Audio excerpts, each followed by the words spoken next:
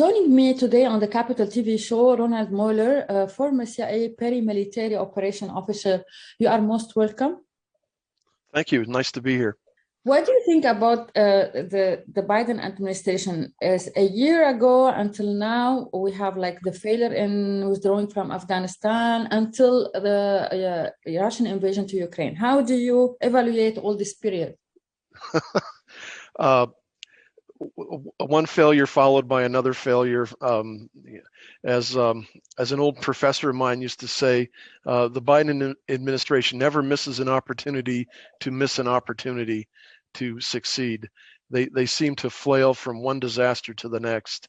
And what bothered me specifically about the Afghanistan evacuation in Kabul, and then the drone strike that killed the aid worker and his family, nobody was held responsible, and we're supposed to accept that the Biden administration now suddenly has competency with regards to Ukraine or with China or Taiwan. So, as you can probably tell, I'm not a big fan of the Biden administration. During your tenure or your work in the CIA, how did you see the collaboration between, for example, USA and the Gulf countries, especially UAE and Saudi Arabia, in war on terrorism? It was I had some brief interactions with both countries with their counter-terrorist operations, specifically when they deployed small teams to Iraq to help us apprehend people that were wanted in their countries, and their assistance was greatly appreciated, or I guess they appreciated our assistance more so. They were quite competent, and I appreciated working with them. They were very professional. Mm-hmm. Can you brief us about your work in Afghanistan, your experience there? Wow. Well, I did 12 deployments there, so it was always interesting whenever I would return, the changes that I saw and the changes that I hadn't seen. When I first got there in early 2002, Kabul looked like Stalingrad after World War II. The devastation was tremendous because of both the Soviet invasion and the subsequent civil war. As time went on, obviously Kabul was rebuilt, and in fact, there was a place about 10 years later that we nicknamed Las Vegas, because it was all the wedding chapels, and they had the bright, gaudy neon signs and everything. It was a remarkable transformation as far as Kabul goes. But what we never saw was that the government of Kabul, working to improve themselves, to truly reach out to connect with the Afghan people, and I think that's where that the Afghan people lost faith in the government, and the government abandoned them, and it was a downward spiral after that. Okay, my question is, can you expect or do you see that USA now is more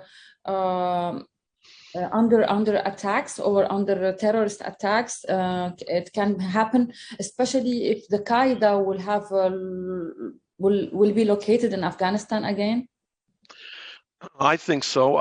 I mean, they keep talking about over-the-horizon attacks or preventive attacks to stop terrorists before it begins. I don't think that's a hollow promise. It's not a real policy, because we have no way of really truly collecting information on what's going on inside the country. So it's just a matter of time. I think that we're in a period of great instability, and that it's just a matter of time before we see terrorist attacks, either again here on the homeland of the United States or against the United States and Western allies somewhere. One interesting note I will point out, excuse me, is the Taliban now, instead of being the insurgents, are the counterinsurgents. They're fighting the insurgents of the Islamic State there in northeast Afghanistan.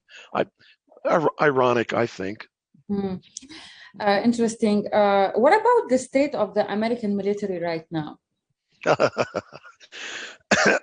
Oh, um,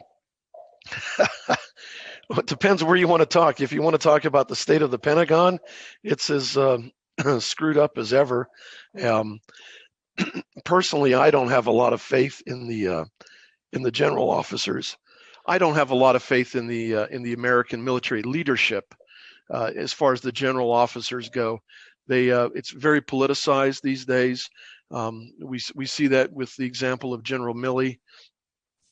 Um, as far as the individual soldiers go, and sailors and airmen, I still think they have the country's best interest at heart. Unfortunately, they're not being well led or well trained. A lot of money that should be spent on training and maintenance is spent on social programs for the U.S. military to achieve some political agenda goal. Mm-hmm. Do you think that Biden is taking a huge risk in reconsidering IRGC's terror designation? Oh, yes, without a doubt.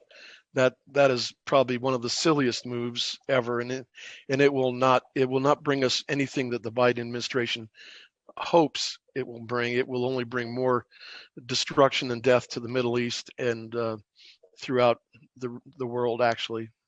Mm-hmm. On the local stuff, you said local newspaper is the best source of information for politics. Why? Well, I think an American politician years ago said all politics are local. And, in America, we all can complain wherever we are in America or wherever we are in the world about what's going on in Washington, D.C. But what really impacts us is what happens locally here in our cities and our towns. With roads and fire and police protection, that sort of thing. So that's where the rubber meets the road as far as American democracy and getting things accomplished and improving our lives. You believe in the America First cause, yet how can you explain it to the rest of the world?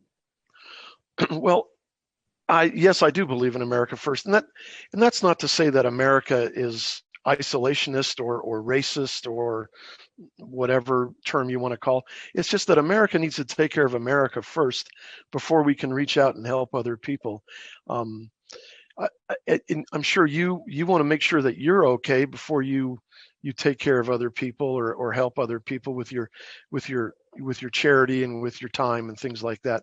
And that's no different with America. We need to take care of ourselves before we can really reach out across and help other people.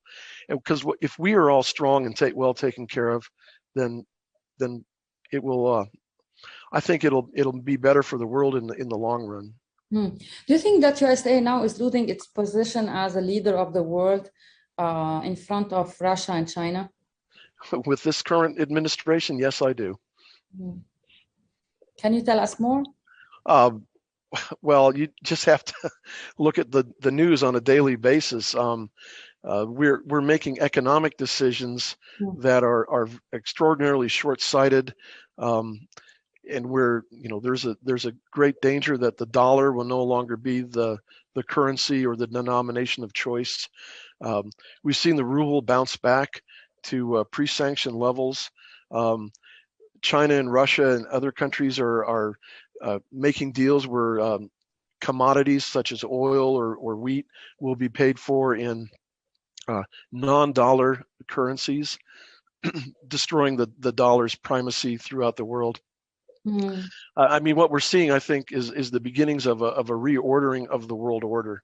Do you think that the U.S. economy will enter into recession? We're already there. I'm more worried about a depression coming, because if you use the correct economic calculations to figure inflation, it's closer to 19% than whatever the U.S. government's telling us. I mean, I just have to go down and see my local grocery store or my gas station to see the results with my own eyes. If you you will be elected as state senator for South Dakota. What is your agenda, or what do you suggest solutions for this crisis we are living in? Well, a state senator is a very small fish in a small pond of South Dakota, compared to the bigger United States issues.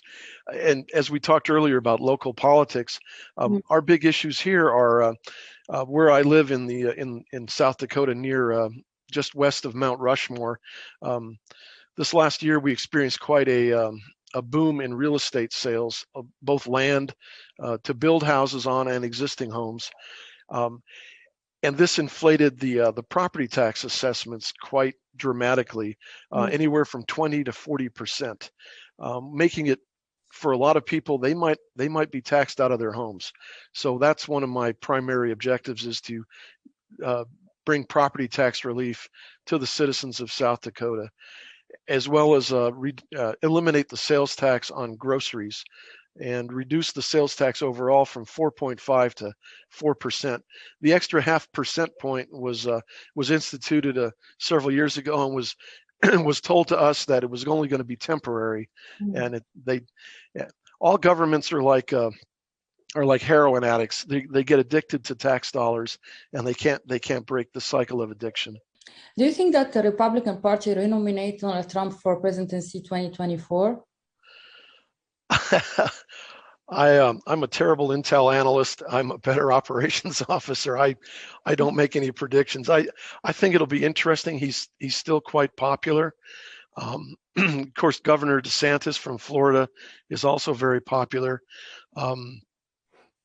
So we'll have to wait and see. It's a long 2 years till we really get into the presidential election season. How is the relationship between USA, Saudi Arabia differ between Democrats and Republicans?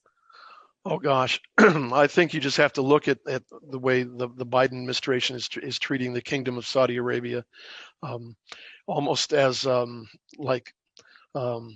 that pesky dog. Sorry, that's probably a bad example. That pesky neighbor that just won't quite leave you alone, but you wish you could get rid of. Whereas under Republicans, we recognize the strategic value of Saudi Arabia as a force of stability in the region. And I'm not just talking about petroleum products and that sort of thing, but just they're a counterweight to Iranian influence and expansionism in the region. Why Biden is urging to please Iran and go back to the nuclear deal? I wish we all could. We knew it.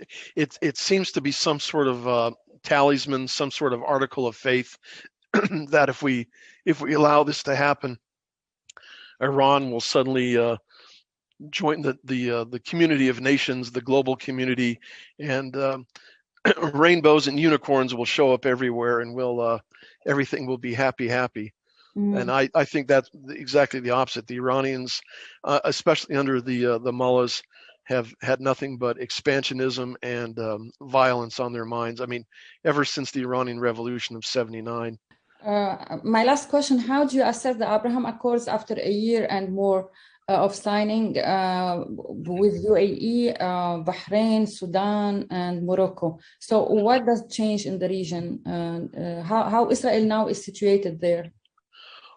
Well, I think the Abraham Accords are still working. None of the 4 countries you've mentioned have rejected that or returned to a antagonistic position towards the state of Israel, which tells me something that the Accords can stand on their own. They don't need the United States to be the propping them up, so to speak.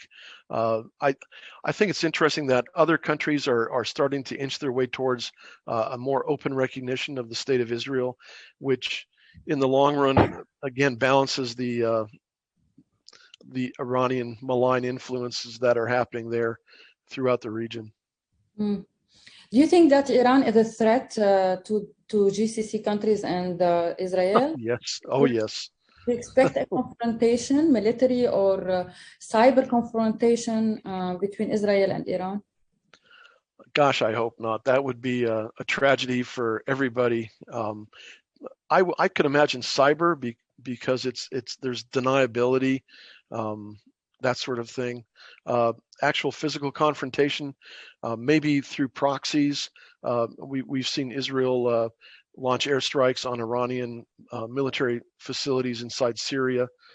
I could see more of that occurring, but direct confrontation between Tehran and Tel Aviv is probably not in the cards, unless the nuclear accords come into fruition and Israel feels its survival is directly threatened, then all bets are off.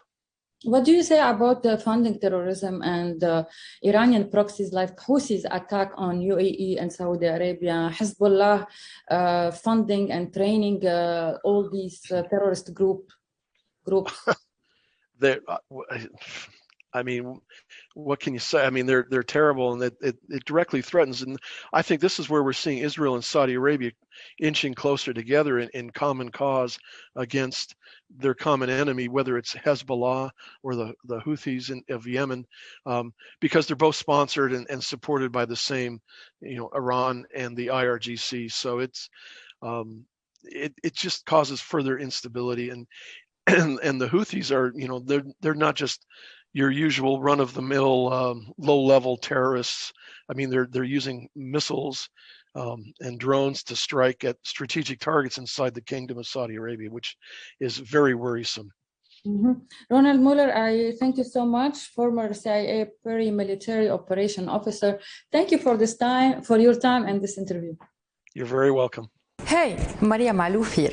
Please click to like and subscribe to Maria Malouf TV YouTube page and catch our hottest interviews and most compelling analysis. You will not get it anywhere else.